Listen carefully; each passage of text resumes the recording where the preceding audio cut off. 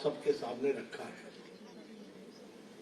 हम सब जानते हैं कि आदरणीय प्रधानमंत्री जी ने भगवान बिरसा मुंडा जी के जन्मदिन पर 15 नवंबर को झारखंड में रांची में खूंटी उस स्थान से इस विकसित भारत संकल्प यात्रा का प्रारंभ किया था। यह यात्रा लगभग 2.5 लाख पंचायतों से और लगभग 3,600 नगर निगम, नगर पालिका और नगर पंचायत, इन सब से होते हुए ये यात्रा 26 जनवरी से पहले ये यात्रा समाप्त होगी और इन सभी 2.5 लाख पंचायतों में और 3,600 हमारे नगर पंचायतों में, नगर निगम में ये यात्रा होकर के आएगी। इसका उद्देश्य अभी योगी आदित्यनाथ जी ने आपको बताया। इसका उद्देश्य है कि कोई भी लाभार्थी छूट न जाए। जिनको हमने लाभ पहुंचाया है वह लाभ उस तक पहुंचे और लाभ पहुंचने में उसको कोई कठिनाई नहीं आए। इसलिए सरकार, उसके द्वार, सरकार उसके पंचायत, सरकार उसके निगम में, सरकार उसके वार्ड में पहुंचकर उसको याद कराए कि यह सुविधा तुमको मिलनी है और तुम इससे वंचित न रह जाओ। इस बात को करने के लिए विकसित संकल्प यात्रा। मित्रों, प्रधानमंत्री जी का नजरिया बड़ा स्पष्ट है कि अगर विकसित भारत की ओर हमको चलना है तो हमारे गांव आबाद होने चाहिए, विकसित होने चाहिए।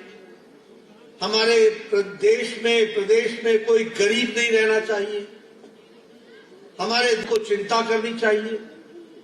हमारे देश में महिलाओं का सशक्तिकरण हो, इसकी चिंता करनी चाहिए। हमारे देश में किसान तीव्र गति से आगे बढ़े, इसकी हमको चिंता करनी चाहिए।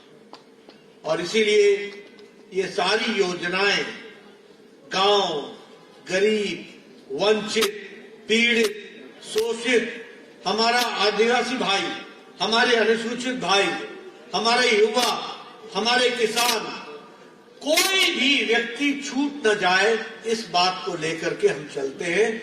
अगर इन सबका सशक्तिकरण होता है तभी देश विकसित होता है, इस संकल्पना को लेकर।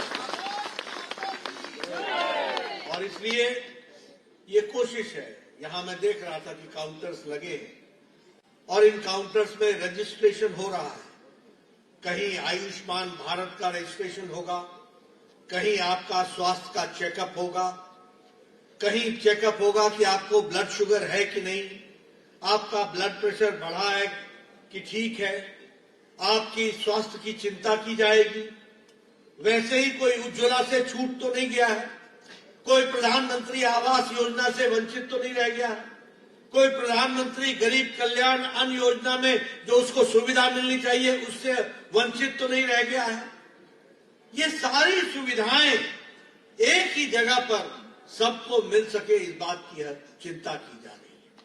और इसलिए ये हमारी जिम्मेवारी बनती है कि जब सरकार इस यात्रा के माध्यम से, संकल्प यात्रा के माध्यम से गांव गांव, घर घर, पंचायत पंचायत जा रही है, तो हम भी सुनिश्चित करें कि कोई भी व्यक्ति इससे वंचित न रह जाए। मित्रों, मन में इच्छा होती है इसलिए आपसे चर्चा कर रहा हूं। जो मिल जाता है ना, उसकी कद्र कम होती है, हमें ध्यान में नहीं रहता। और इसीलिए मैं हमेशा सब लोगों को कहता हूं कि उजाले को जानना हो तो पहले अंधेरे को पहचानो, तभी उजाले का महत्व समझो। तकलीफ को याद रखोगे तभी तुमको समझ में आता है कि मोदी और योगी का मतलब क्या होता है। मैं ऐसे ही नहीं कह रहा। मैं अपने इलाके से 1993 में सबसे अधिक मतों से जीत करके आने वाला एमएलए था। उस समय की स्थिति ऐसी थी कि जब हम आवास की बात करते थे तो मेरा बीडीओ मेरे घर पे आकर या ऑफिस में आके बताता था कि आपको, बीडीओ मतलब ब्लॉक डेवलपमेंट ऑफिसर, वो बताता था नड्डा साहब आपको इस बार एक पंचायत में 2 इंदिरा आवास योजना मिली है, बताओ किसको दे। मैं कहता था भाई साहब आप ही रख लो, मैं नहीं बात। ये अंधेरा मैंने देखा है और आज जब मैं यहां मंच पर खड़ा हूं तो मैं गौरव के साथ कह सकता हूं कि प्रधानमंत्री मोदी जी ने 4 करोड़ प्रधानमंत्री आवास योजना बना सकी। एक एक गांव में, एक एक पंचायत में 20-20, 50-50 आवास योजना के मकान बन रहे हैं। शायद योगी जी मुझे ठीक करे, लेकिन यहां भी 57 लाख से ज्यादा, 55.5 लाख प्रधानमंत्री आवास योजना में मकान बन गए। अब ये अंधेरा और उजाले का अंतर है, आप समझ लीजिए। मैं जब एमएलए बना तो गांव में जाता था तो बूढ़ी हमसे बम्मा पूछती थी, आ गया तू, बड़े दिनों बाद मिला, गर्मियों में कहां था। मैंने कहा क्या हुआ दादी बताओ। तो बोलती थी कि ये सर में एक बाल नहीं रहे, घड़े उठा उठा के 3-3 किलोमीटर से पानी लाना पड़ा। आज प्रधानमंत्री मोदी जी ने जल जीवन मिशन में घर घर जल, हर घर नल, हर घर जल पहुंचाया। यह अंधेरे और उजाले का अंतर। यहां बहुत से एमएलए बैठे हैं, मैं भी एमएलए था। सुबह सुबह हमारे यहां लोग आते थे, जनाब इसकी चिंता करो, इसको हार्ट की प्रॉब्लम है, वाल्व लगना है, बाईपास होना है, 5 लाख खर्च होना है, 2 लाख खर्च होना है, 1.5 लाख खर्च होना है, गरीब आदमी है, दे नहीं सकता। और हम भी चिट्ठी लिखा करते थे, माननीय मुख्यमंत्री जी, माननीय प्रधानमंत्री जी, ये गरीब है, इसकी तकलीफ है, इसको कुछ नहीं मिल रहा है और कुछ मिल जाए तो इसका जीवन बच जाएगा। और हम 2 लाख मांगते थे तो 1.5 लाख मिलता था, कभी 75,000 मिलता था। हम भी कहते थे अब वो बेचारा क्या करे, जिसको 1.5 लाख खर्च करना है उसको 75,000 मिलेगा, क्या करेगा वो बेचारा। उसकी जीवन नैया ठीक रहेगी, वो जीवन लीला बचेगी, नहीं मालूम था। ये घटनाएं घटी हुई मैं बता रहा हूं, मैं कोई अतिशयोक्ति नहीं कर रहा हूं, लेकिन मुझे खुशी है कि प्रधानमंत्री मोदी जी के नेतृत्व में मुझे स्वास्थ्य मंत्री के माध्यम से ये काम करने का मौका मिला। और प्रधानमंत्री जी ने कहा नड्डा जी कुछ बड़ा सोचो, देश बड़ा है, हमें बड़ी चिंता करनी पड़ेगी। और मुझे खुशी है कि मुझे 9 महीने के अंदर आयुष्मान भारत दिया गया, जिसमें 55 करोड़ लोगों को, 10 करोड़ 75 लाख परिवारों को 5 लाख रुपए सालाना उनके स्वास्थ्य के गंभीर बीमारियों के इलाज के लिए दिया। 55 करोड़ लोग। और ये लोग कौन है? रेडी वाला, रिक्शा वाला, ठेला वाला, सब्जी वाला, बस का ड्राइवर, बस का क्लीनर, लिफ्ट मैन, होटल में काम करने वाला, ऐसे गरीब लोग, कूड़ेदान से प्लास्टिक इकट्ठा करने वाला, ऐसे गरीब लोगों को प्रधानमंत्री आयुष्मान भारत में 5 लाख रुपए सालाना हेल्थ कवर दिया गया। यह उसकी परिस्थिति की, ये अंतर है, ये अंतर है जिसको हमको समझना है। आप तो सब शहर में रहने वाले, आपको नहीं मालूम होगा ये उज्ज्वला योजना का मतलब क्या है। मैं बार बार लोगों को सुनाता हूं। गांव में बहनें 5 बजे सुबह उठती थी, जंगलों में जाती थी, पेड़ों पर चढ़ती थी, लकड़ियां काटती थी, बोझा उठाती थी, घर लाती थी, उसको सूखने डालती थी और लकड़ियों को लेकर के वो चूल्हा जलाती थी। और हमारे यहां उसको फूकनी बोलते हैं, आपके यहां भी पता नहीं क्या बोलते हैं, अब तो भूल गए लोग वो फूकनी बोलते हैं। उससे फूकती थी, 200 सिगरेट का लगभग धुआं दिन भर में लेती थी, आंखों में पानी आ जाता था, तब जाकर के घर में चाय बनती थी। यह परिस्थिति थी।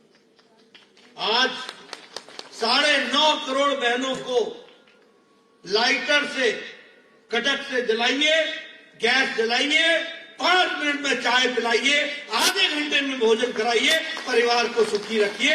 यह परिस्थिति आ गई।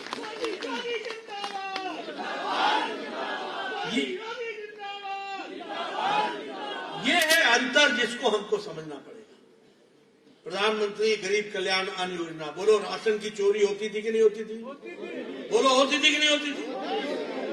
और आपको मालूम है कि नहीं मालूम है कि सोसाइटी के अंदर आपको एक ही जवाब मिलता था, चावल आया क्या? चावल आया क्या? मैं गांव की बात बोल रहा हूं। मैं पहाड़ का रहने वाला हूं, तो पहाड़ में हमारे लोग ऊपर से आवाज लगाते थे, भैया तू कहां जा रहा है? तो बोलता था मैं बाजार जा रहा हूं, पता करना चावल आया कि नहीं आया। आज मोदी जी ने 80 करोड़ की जनता को 5 किलो गेहूं, 5 किलो चावल, 1 किलो दाल हर महीने उनके घर में पहुंचाने का काम किया।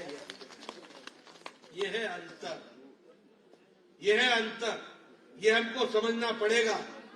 और उत्तर प्रदेश में योगी जी ने बखूबी इसको इंप्लीमेंट करके दिया है, ये भी हमको ध्यान रखना। इसलिए सही नेतृत्व का क्या अंतर पड़ता है ये समझो। आज 13.5 करोड़ लोग, मैं नहीं बोल रहा हूं, इंटरनेशनल मॉनिटरी फंड IMF वो बोल रही है कि भारत की गरीबी 13 करोड़ 50 लाख लोग गरीबी की रेखा से ऊपर उठ गए हैं, वो ऊपर हो गए, APL में आ गए। ये IMF बोल रही है कि अति गरीबी 1% से भी कम हो गई, 1% से भी कम हो गई। ये बदलता भारत, ये आगे बढ़ता भारत, ये उजाले की तरफ बढ़ने वाला भारत, ये आज आकर के खड़ा हुआ है। मैं एक और अपने MLA के दिनों की कहानी सुना दूं।